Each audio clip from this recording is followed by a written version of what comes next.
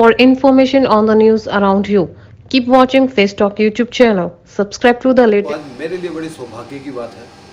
जिस क्षेत्र में मैं रहता हूँ, कमला नगर, जवान नगर, जाटव बस्ती में, वहाँ के शान वो दिल्ली की आन, मैं आज उनके साथ मैं बैठा हूँ, ये मेरे लिए बहुत बड़ी बात है। मैंने बचपन से ही देखा है नथुराम नागर जी को, एक मानवता उनके अंदर कूट कूट के भरी हुई है। जो भी आता है बड़े प्यार से मिलते हो, सबका मान सम्मान करते हैं, चाहे वो छोटा हो चाहे बड़ा हो, चाहे वो किसी भी पार्टी से हो। आज जिनके सामने मैं बैठा हूँ, मेरे लिए बड़ी सौभाग्य की बात है।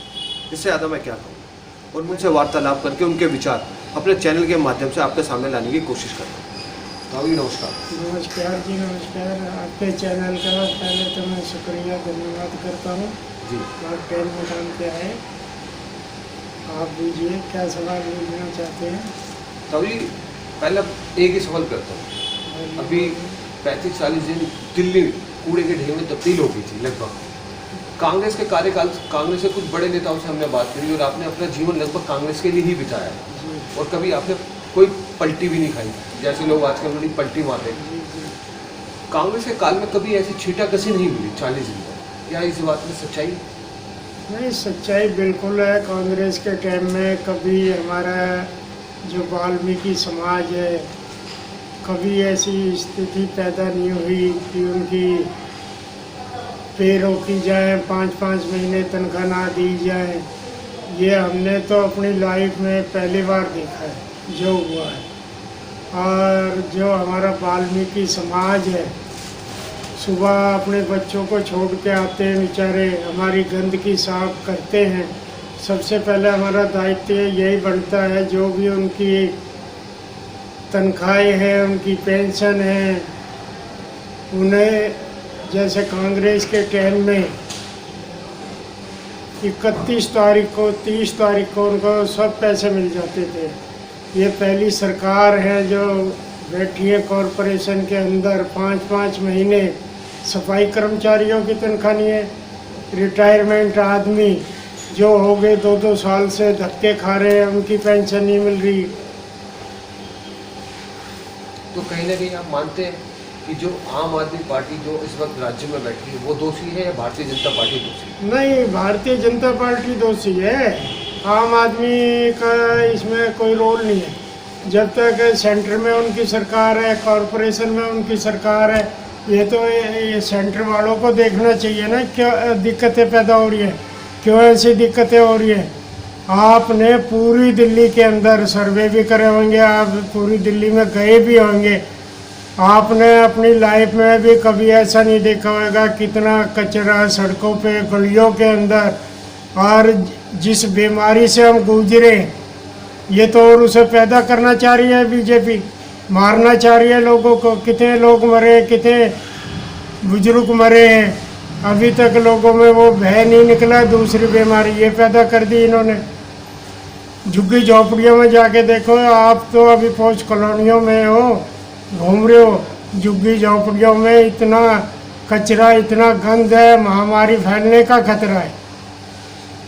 मैं तो यही कहूँगा, सेंटर में बैठी सरकार को, कॉरपोरेशन में इन्हें भगवान सद्बुद्धि दे और जो सिस्टम पहले से चला आ रहा है उस सिस्टम को अब हम, जो हमारे सफाई कर्मचारी हैं, आप ही बताएं मुझे, सुबह अपने परिवार को छोड़ के आते हैं, अपने बच्चों को छोड़ के आते हैं, हमारा नर्क साफ करते हैं, उन्हें टाइम पे पैसे नहीं मिलेंगे, कहाँ से खाएंगे, कैसे अपने बच्चों का गुजारा करेंगे, कहाँ से पढ़ाएंगे, कहाँ से लिखाएंगे, क्या करेंगे वो लोग, आप बताइए।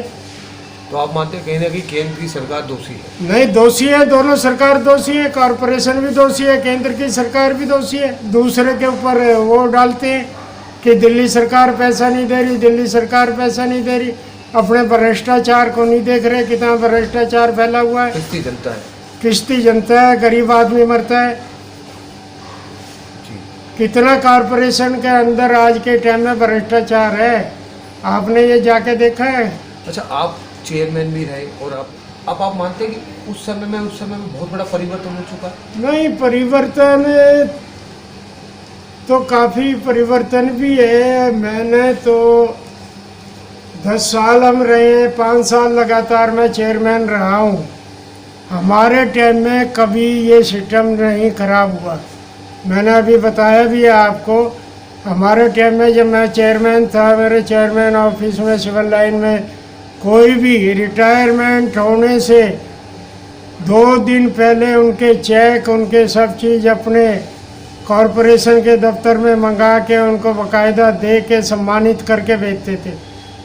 ये देखो ना, जो आदमी कोई भी है, अब सफाई कर्मचारियों का ही एक मसला नहीं है, आप हमारे गार्डन का डिपार्टमेंट ले लो और भी कोई डिपार्टमेंट ले लो, सबके अंदर इतना बुरा हाल है। एमसीडी के अफसर कह रहे हैं जी हमारी तनख्वाह नहीं मिल रही। हॉस्पिटलों का हाल देखा है आपने? अस्पतालों में बहुत अस्पतालों का हाल देखो जाके, बेचारे डॉक्टर सड़क पे धरने पे बैठे हैं, उनको पैसा नहीं मिल रहा, पेंशन नहीं मिल रही, किसी की भी 8-8 महीने पेंशन हो गए। इससे बुरा टाइम क्या आएगा? तो हो सकता है कि निगम पार्षद में कि कांग्रेस इस बार उभर कर आए।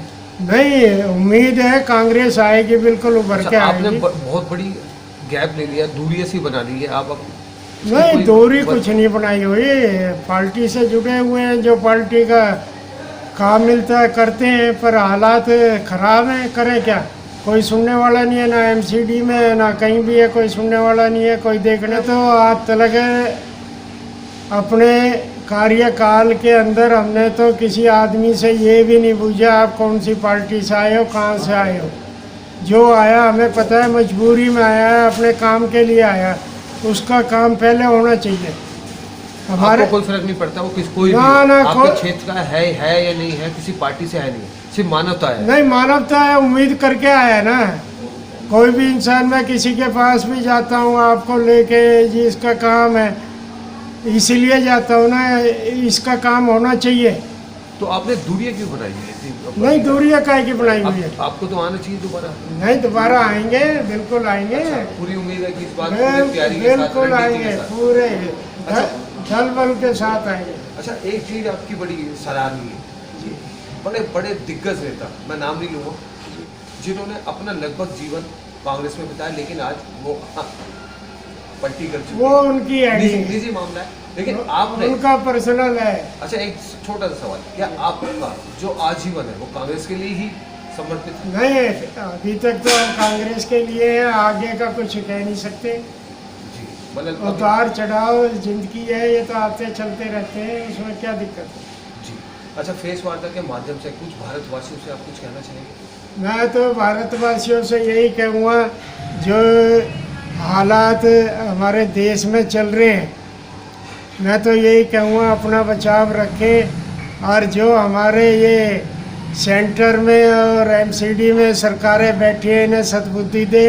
हमारे गरीब आदमियों को, जो हमारे सफाई कर्मचारी हैं और डॉक्टर हैं, सभी हैं सरकारी कर्मचारी, उनका टाइम से पैसा दें, टाइम से बेचारे वो अपना पालन पोषण करें, अपने परिवार को भी देखें, हमारी भी सेवा कर रहे हैं। सुबह घर से निकल के आते हैं बेचारे, रात को अपने घरों में जाते हैं। मैं तो यही कहूँगा दोनों सरकारों से, इन्हें भगवान सद्बुद्धि दे।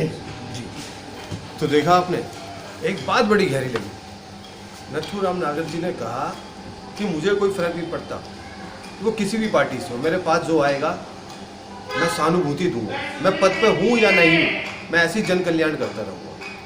और सद्बुद्धि दे केंद्रीय सरकार को भी और राज्य सरकार को भी। देखिए, लोकतंत्र देश है, हर व्यक्ति को विचार रखने का अधिकार है। अगर ये हमारी बातें सरकार तक जा रही है तो वो इस पर अपील करें। इसी के साथ देता हूँ इजाज़त। मैं राजन लाइव फेस वार्ता कैमरे हमारे विचार आपके न्यूज़ लाइव पर मिलते हैं एक नए प्रतिनिधि से और जानते हैं उनके विचार।